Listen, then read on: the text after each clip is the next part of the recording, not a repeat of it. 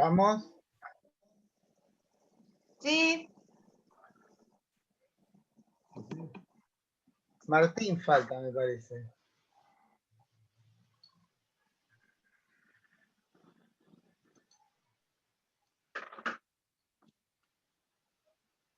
Esperamos un segundito. Bueno. No, estamos todos, ¿sí? No, falta Martín.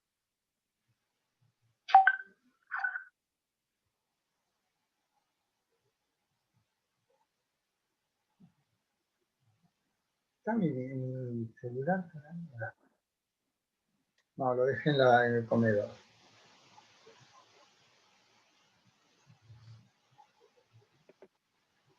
Ahí está.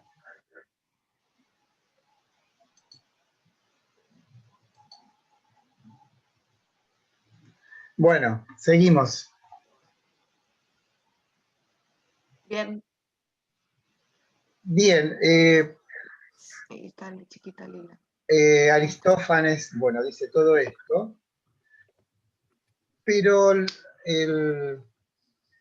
yo creo que los momentos más conmovedores de la obra es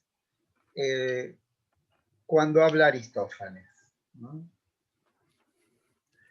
Les voy a leer esta cita que a mí siempre me conmovió. Dice, a ninguno en efecto le parecería que ello era unión en los placeres afrodisíacos, habla del amor, ¿no? Y que precisamente esta es la causa de que complazca el uno en la compañía del otro hasta tal extremo de solicitud. No, es otra cosa lo que quiere, según resulta evidente, el alma de cada uno, algo que no puede decir, pero que adivina confusamente y se deja entender como un enigma.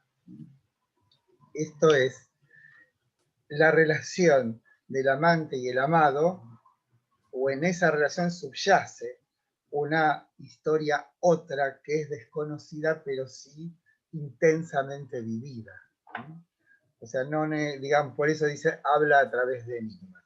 Bueno, acá hay un video muy divertido de los andróginos. La palabra andrógino es un compuesto de anerandros, que quiere decir varón, y gyne, que quiere decir mujer. Son estos seres mixtos. Y esa es la historia que cuenta Aristófanes en el banquete para dar una explicación acerca del origen del amor. Este es un video muy divertido. No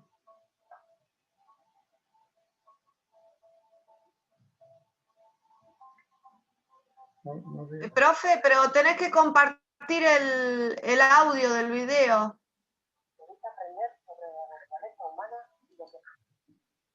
O sea, cuando compartís pantalla tenés que tocar un botoncito que dice compartir audio de la computadora o algo así.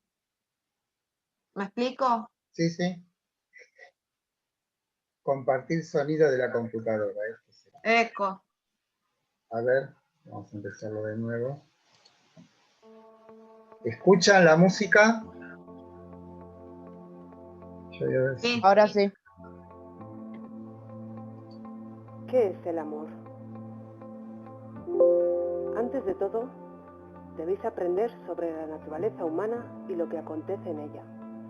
Hace mucho, mucho tiempo, nuestra naturaleza no era la misma que ahora. Era muy diferente. En primer lugar, el ser humano era redondo en su totalidad. Su espalda y sus costados formaban un círculo.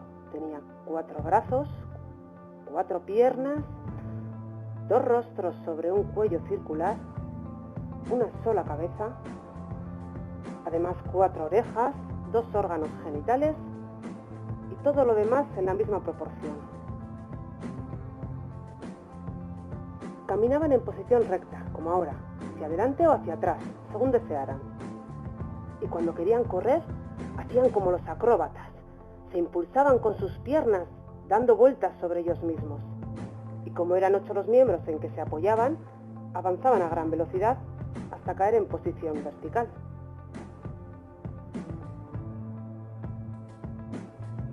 En segundo lugar, los sexos humanos eran 3, y no 2, como en la actualidad, mujer y hombre.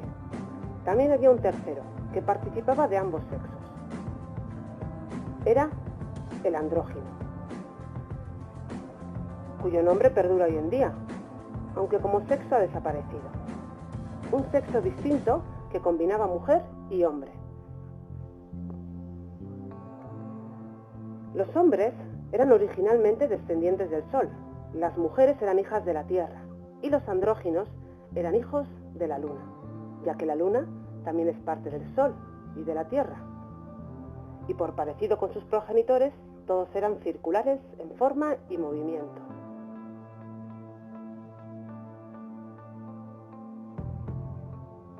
Eran pues seres terribles por su vigor y su fuerza. Eran tan perfectos y arrogantes que tuvieron la idea de combatir contra los dioses. De ellos también se dice que intentaron hacer una escalada al cielo para atacar a los dioses.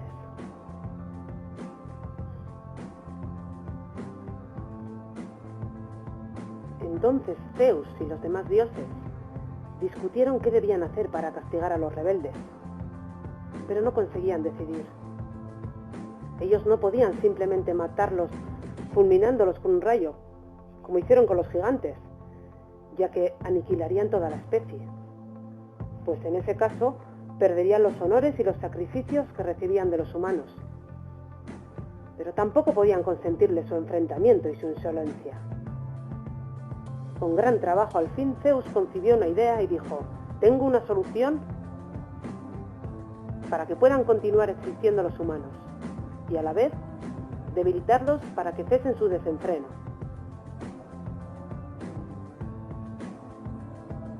Voy a cortarlos en dos y así se harán más débiles y más numerosos.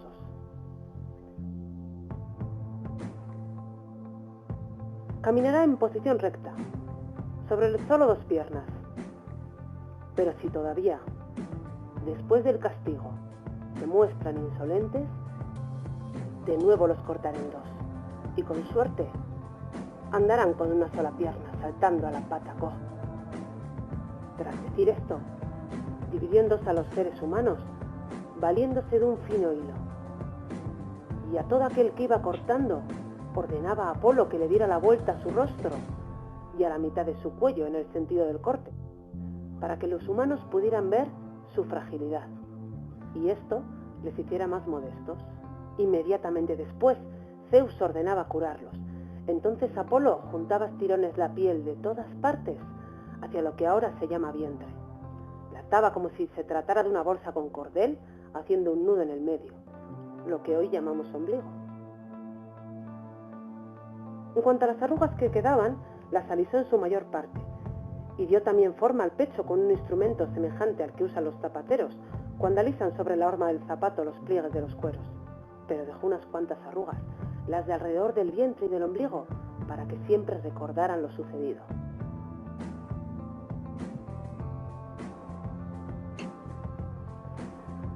Mas una vez que fue separada la naturaleza en dos, cada parte anhelaba su propia mitad y se reunía con ella. Se rodeaban con sus brazos, se enlazaban entre sí, deseosos de unirse para volver a formar un solo cuerpo. Pero morían de hambre e inanición, porque no querían hacer nada los unos separados de los otros. Así, siempre que morían, una de las mitades, la que quedaba con vida, buscaba otra mitad y se enlazaba con ella, bien fuera una mitad de mujer, lo que ahora llamamos mujer, o una mitad de hombre.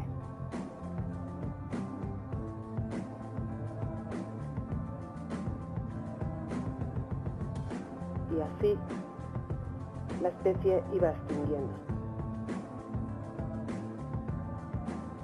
Entonces Zeus se apiadó de ellos y elaboró otro plan. Les cambió de lugar sus órganos genitales, colocándolos hacia adelante. Hasta entonces los tenían en la parte exterior.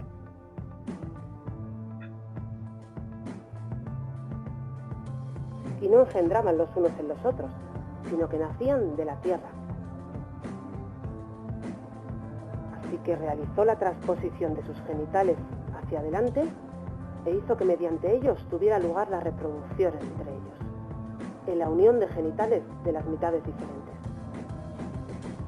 con la doble finalidad de que si en el abrazo de los sexos tropezaban mujer y hombre, concebirían, y así se perpetuaría la especie. Y si se unían hombre con hombre o mujer con mujer, al menos habría abundancia y hartura del contacto, se relajarían y volverían a cuidar las demás cosas de la vida. De esta forma fue como comenzó hace mucho tiempo el deseo de todo ser humano por otro.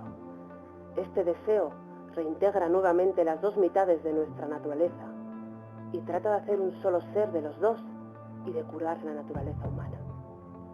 Lo que se llama amor, por tanto, es el deseo y la búsqueda de ese todo, de ese ser redondo que un día fuimos.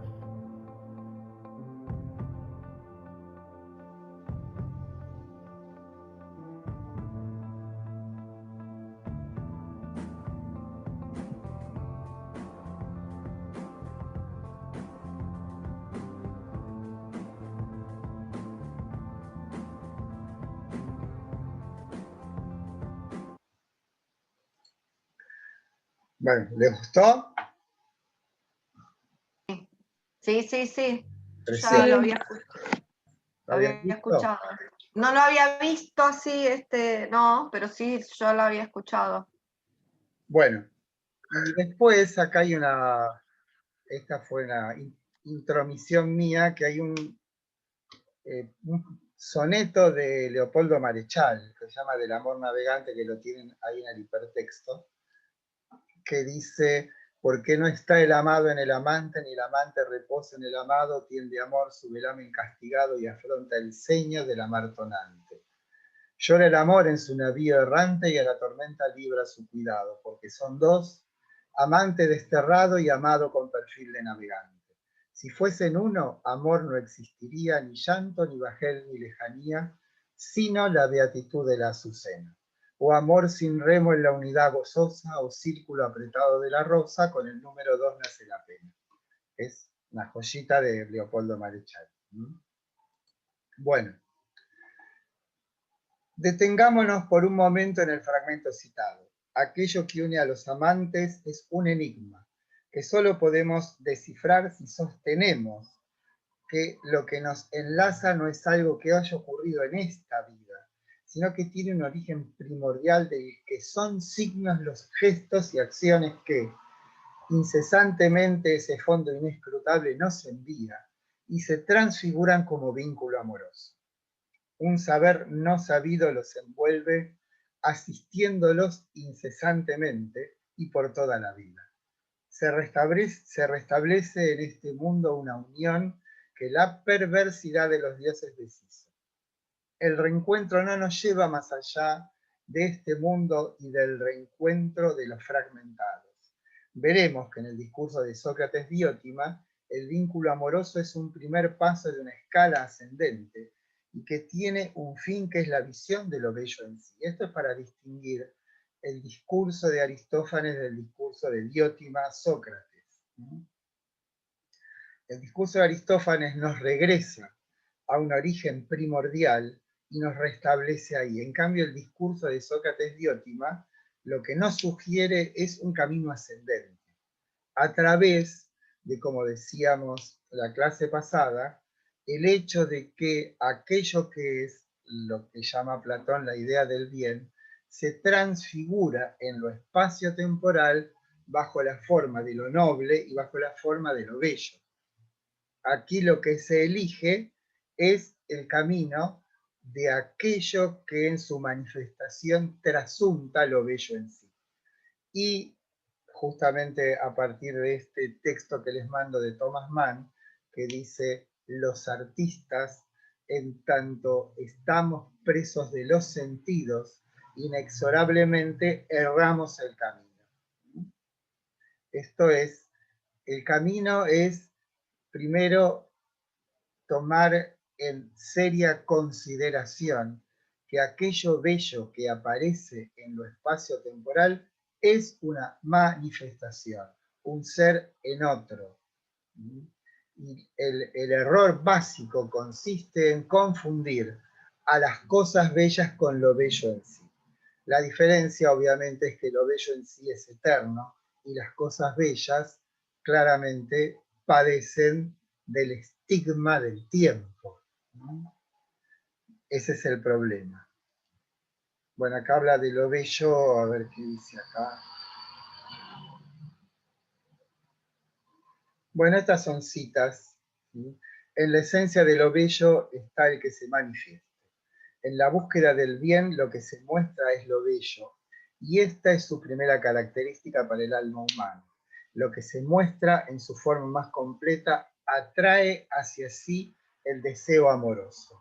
Lo bello atrae inmediatamente, mientras que las imágenes directrices de la virtud humana solo se reconocen oscuramente en el medio vidrioso de los fenómenos, porque ellas no poseen luz propia.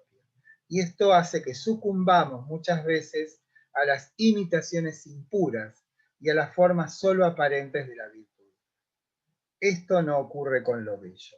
Lo bello tiene luz propia, y esto hace que nunca nos veamos desviados por copias aberrantes, pues solo a la belleza le ha dado esto, el ser lo más patente y amable. Bueno, esto es una cita de un texto de Hans-Georg Gadamer, de Verdad y Método. Bueno, esto del enigma es lo que, bueno, viene a colación del fragmento o de la cita de Aristófanes. Bueno, aquí está todo el discurso de Agatón. El asunto es que el único momento dialéctico donde hay una secuencia que es una controversia entre dos es Agatón-Sócrates, ¿no? Agatón dice un discurso que ahí muestra a Platón su capacidad de literato porque es capaz de ponerse en el papel de otro y, digamos, pone a Agatón como un sofista y lo hace de una manera extraordinaria, realmente. Ahí se muestra la calidad de un escritor que es capaz de compenetrarse con sus, o sea, sus personajes no son una suerte de posesión del escritor, no es que los personajes son dominados, sino que los personajes lo dominan al escritor. Esa es la manera más genuina, ¿no? Bueno, el discurso de Agatón es una parodia de los sofistas. Creo que está aquí completo. Por supuesto, tienen la maravillosa posibilidad de leerlo, pero acá no tenemos tiempo, ¿no? Pero la cuestión es que Agatón, en un discurso muy florido, muy bien escrito, pero que no dice mucho, en esencia lo que manifiesta es que el amor es amor por lo bello, y que eso es eros, ¿no? Y lo que le dice Sócrates es que si un Dios es Dios, no puede estar anhelando nada, porque si anhela es porque de algún modo es imperfecto. Y si es imperfecto, no es un Dios. Y como el tono, la atmósfera del encuentro es festivo y jovial, para no humillarlo a Agatón, Sócrates le dice, bueno, lo que pasa es que yo pensaba lo mismo que vos, hasta que me encontré con Diótima de Mantinea, sabia en amores, que me dijo lo que es en realidad el amor. Bueno. El discurso de Agatón es una parodia del estilo de los sofistas, promete un acceso conceptual al asunto de Eros, tan florido como insustancial, orientado más a agradar que a pensar. Adelantamos que en toda la obra no había sino una sola lucha dialéctica y es la que discurre entre el escritor de tragedias, Agatón y Sócrates. En esencia, dice Agatón, que Eros es un dios que busca, que anhela y pretende. Sócrates, luego de encomiar la belleza de su discurso, pregunta, ¿siendo un dios desea?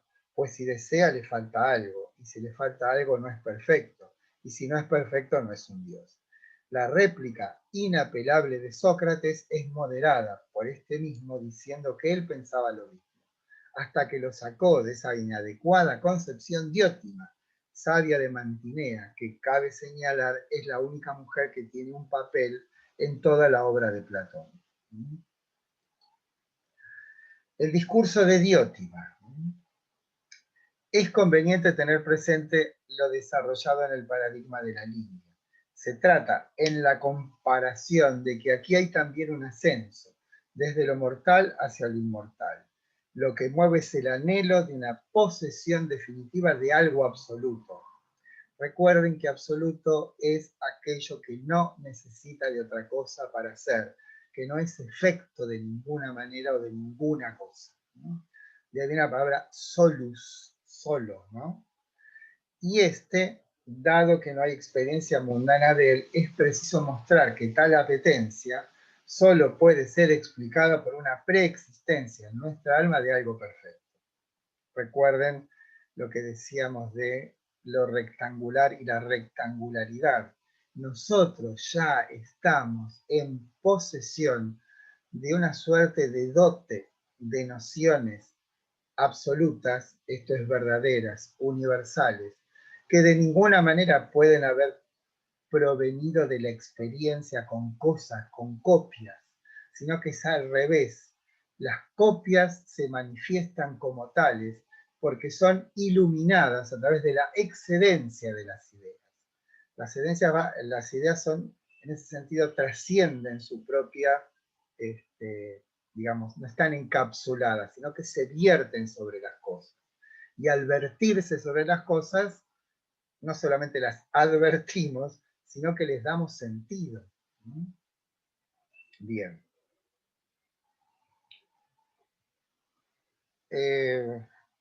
Es preciso mostrar que tal apetencia solo puede ser explicada por una preexistencia en nuestra alma de algo perfecto.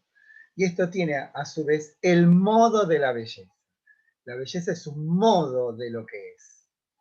Hemos visto que ésta se trasluce en la experiencia, en la aparición de los entes mundanos que transparentan, muestran y ocultan algo proporcionado, armónico, simétrico, y que la resonancia de esa presencia produce una cierta conmoción, que si bien tiene su expresión en el sentimiento, este no es más que el efecto de superficie, de una revelación de algo no mundano.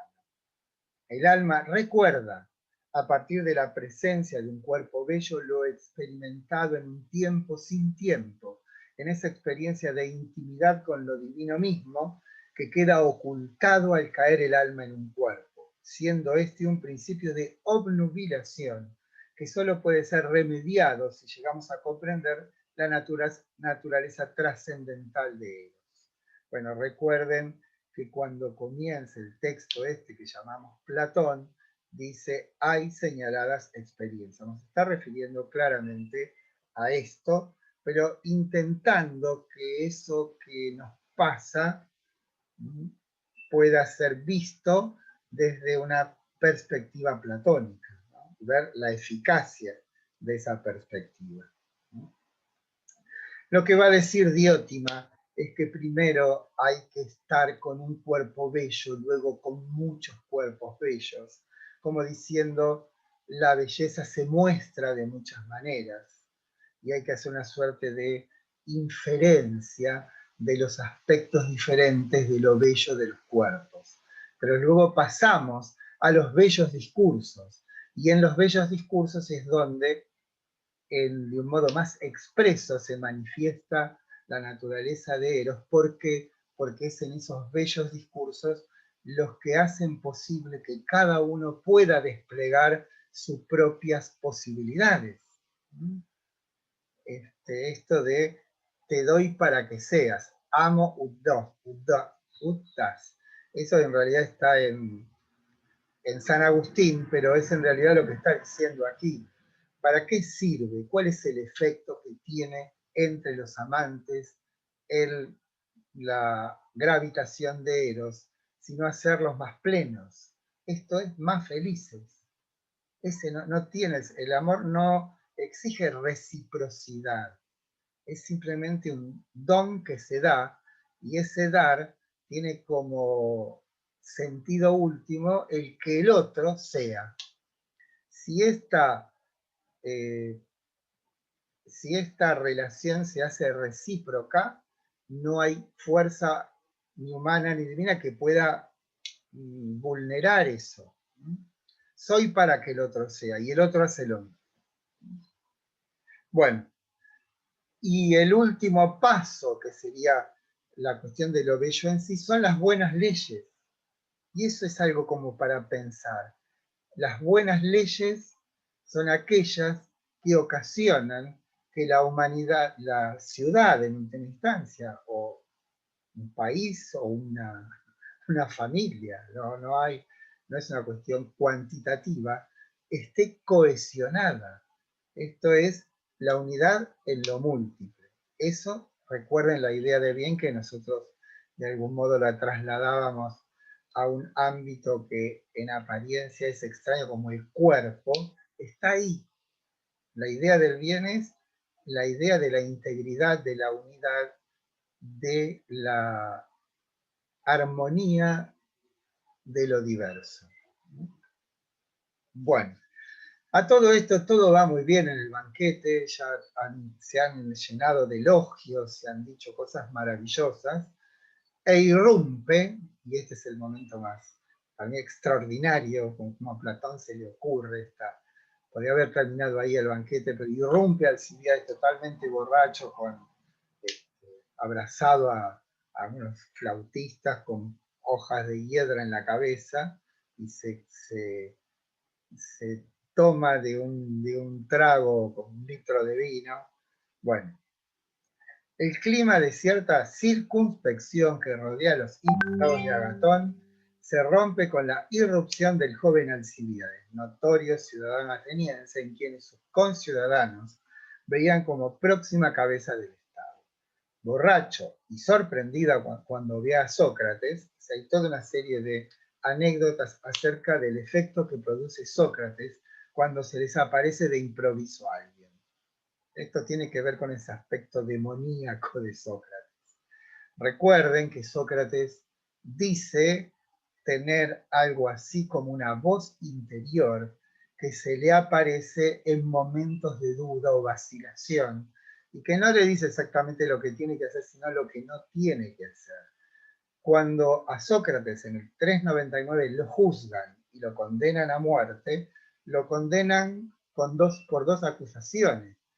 Una es corrupción de la juventud, que no tiene que ver con seducir jovencitos, sino con esta cuestión de transformar las convicciones, cosa que a muchos evidentemente no le caía bien, sobre todo a uno de los jueces, a Anito, que parece que su hijo se suicidó y le echa la culpa a Sócrates, ¿no? Y la otra es traer nuevos dioses a la polis. Es una cosa extraña porque en realidad la polis era totalmente permeable a la aparición de nuevas deidades. No había. Pero aquí lo que hay que recordar es aquello que leímos en el texto de Parker hace un milenio, que decía: la religión griega no es una religión de la interioridad. No habríamos de ver jamás a un griego retirarse a un lugar íntimo y establecer un vínculo desde su propio silencio, de su propio corazón con el Dios. Eso no es que estaba mal visto, era inconcebible. Y por eso cuando aparece Sócrates diciendo, jactándose de que tiene algo así como una deidad personal o interior, eso sí es visto como una transgresión gravísima y es una de las causas de la condena a muerte. Esto simplemente es para hacer notar cuánto que las diferencias entre lo que nosotros vivimos y cómo vivían ellos, ¿no? Esto de no hay ese diálogo íntimo del alma. Yo también creo que les conté que el primer testimonio de una lectura en silencio la da San Agustín en las Confesiones, que son del siglo V después de Cristo, y viene la anécdota porque él lo ve a San Ambrosio leyendo en voz baja. O sea, no existía la lectura personal, íntima, digamos. Bueno, valga esta...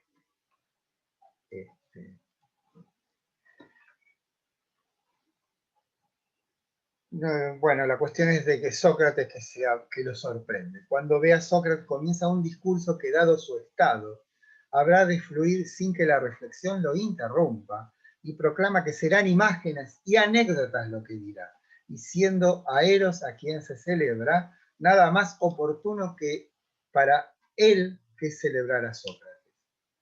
Este giro dramático, recuerdo que la palabra drama en griego quiere decir movimiento, no tiene que ver con que sea algo triste, ¿no?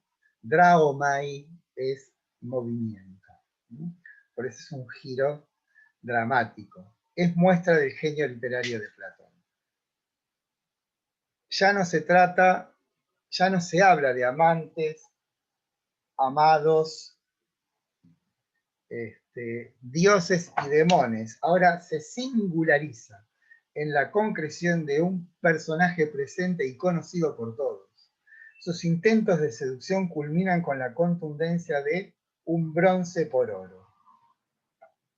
Respondiendo Sócrates así a las súplicas amorosas del joven. Lo que pretendes, me hace acordar de Isabel Sarro, lo que pretendes no es algo que se pueda poseer vía intercambio, sino el resultado de una tarea que va de adentro hacia afuera, tal como lo venimos señalando. El giro del alma, si bien comienza por lo sensible, este no es más que un peldaño que nos lleva a un fin que cierra armónicamente toda vida humana. El final en el alba encuentra a Agatón, Aristófanes y Sócrates conversando sobre sus ocupaciones, la tragedia, la comedia, el filosofar. Los dos primeros se duermen y Sócrates se dirige a sus ocupaciones habituales. La filosofía ha triunfado sobre la tragedia y la comedia. Bueno, hablando de esta cuestión del bronce por oro, son diferentes las traducciones. Pero aquí hay una percepción para mí muy profunda de Platón, y es algo que supongo nos ha pasado a todos, que creer que, o sea, el anhelo de un cuerpo bello produce en nosotros un efecto conmocionante, algo que nos quita de lo habitual, de lo cotidiano.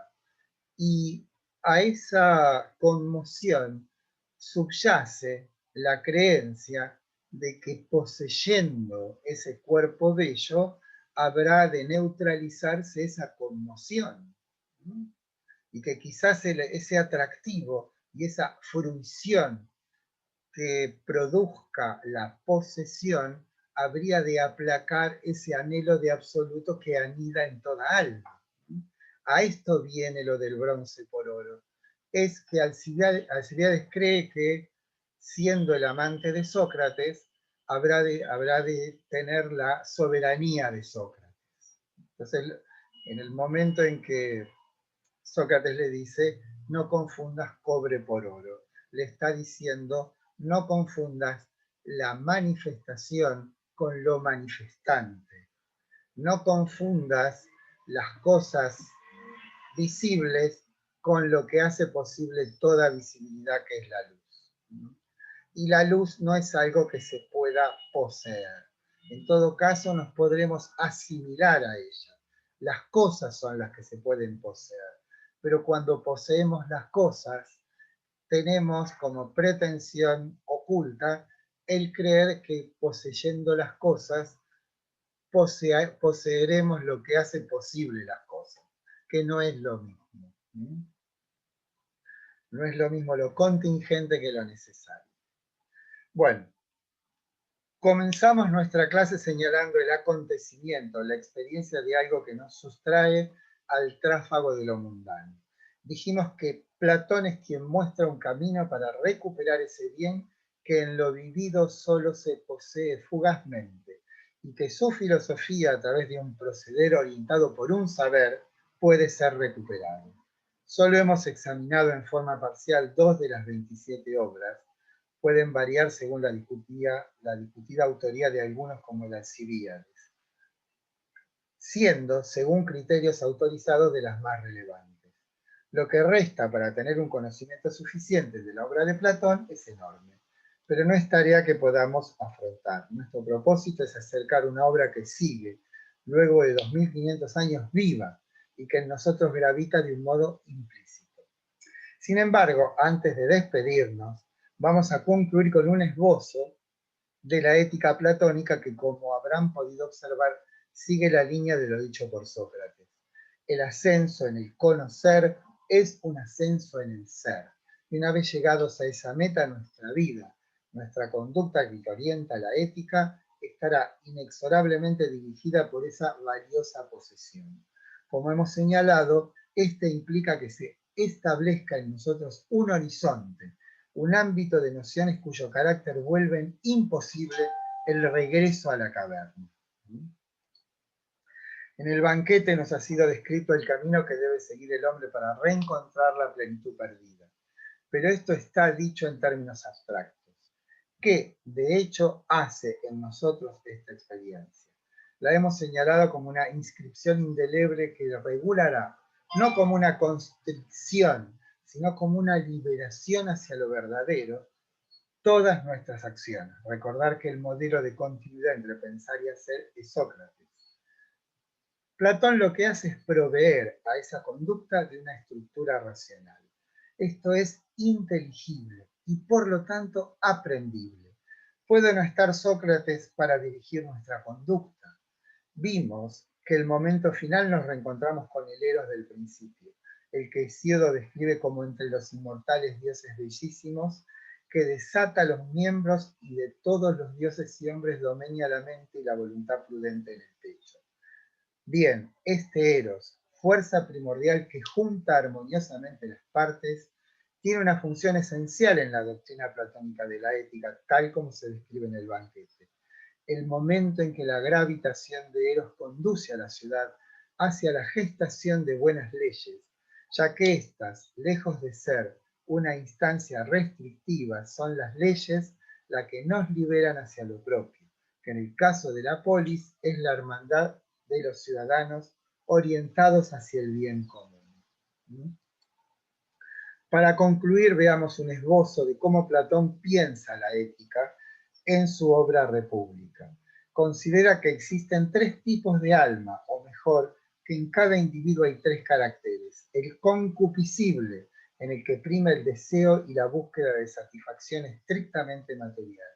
El irascible, en quienes predomina un carácter que podemos asociar con la adhesión a la ley y cierta propensión a la violencia, y por fin, el carácter racional en el que prepondera la razón. Hay que tener en cuenta que en quienes resulta hegemónico el primer carácter, tienen destinada en la organización de la polis las tareas asociadas a la supervivencia material y en sus estratos privilegiados a la riqueza y goce sensible. En los segundos les está destinada, a los segundos sería, la tarea de ser los que cuidan y prescriben el orden y tienen su forma más relevante en los guerreros.